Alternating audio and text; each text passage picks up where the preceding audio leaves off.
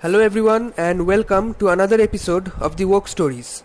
A reminder again that the Woke Stories is a series on the young conservatives which intends to share with you with every new episode a new story about the loss of rationality, giving up common sense, abandoning science, neglecting reason, policing free thought, cancelling free speech, and finally taking a step forward towards the end of Western civilization and eventually humanity. So if you happen to be interested in any of that, or all of that, or even none of that, don't forget to subscribe and share so you never miss an update on the young conservatives.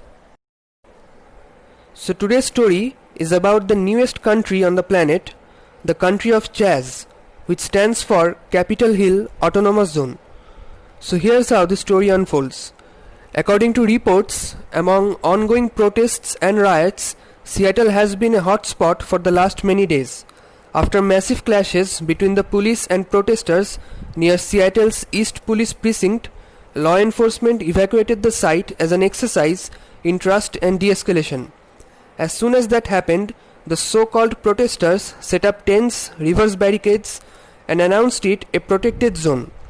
There are armed militias guarding the barricades, and apparently no one from outside is being allowed to enter without special permissions. And according to sources, they have stated to not evacuate the area until their demands are met. They have occupied 6 blocks of the new country, Capitol Hill Autonomous Zone, Chaz, a part commune which is a no police zone. They have raised a list of demands, the most prominent being, quote, abolition of the terrorist cell that previously occupied this area known as the Seattle Police Department and its attached courts. This means abolition of 100% funding, including pensions for Seattle police. A protester even told a publication that since the police left, quote, I noticed I am looking over my shoulders less. Among other demands includes the abolition of imprisonment, that is abolition of jails. The protesters have installed blockades around themselves to mark their territory. A sign on one of these blockades says, quote, you are now leaving the USA. Another sign says, quote, property of the people. These protesters, or anarchists to be more precise, have apparently made it mandatory for everyone residing inside the 6 blocks of the country of Chaz to pay money somewhat resembling a tax of some sort to keep the place running. There have also been reports of food shortages inside, and so they are now asking for food from outside. An activist tweeted out, quote, the homeless people we invited took away all the food at Chaz. This is hilarious stuff.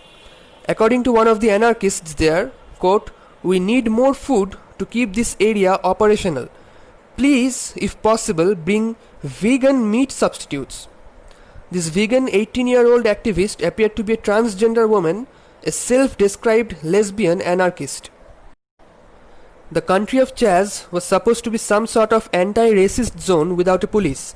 However, order seems to have risen spontaneously from the anarchy, and armed militias are already enforcing laws. The man in charge, who is being referred to as a warlord, a designation he prefers himself, is a rapper called Ras Simon, or Simon, who cares. Apparently, some anarchists inside Chaz are unhappy with Ras Simon because he took control and is exercising authority without any due process, which is weird because anarchists aren't supposed to be fans of due process. But anyway, some of these individuals are making their dissatisfaction known on Reddit. Here's what one of them posted, quote, I didn't vote for Raz, followed by some more garbage. It is literally mind-boggling that this is actually happening right now, that a bunch of anarchists can actually take control and occupy a part of a city and declare it a police-free zone in a democratic country, that too the US. What is even more mind-boggling that the mayor of Seattle has asked the police to not interfere. Seattle Mayor Jerry Durkan, or Durkan, who cares, when asked how long Seattle's police-free zone could remain in place, said, quote, we could have a summer of love. It is difficult to choose an apt emotion, whether to cry or to laugh.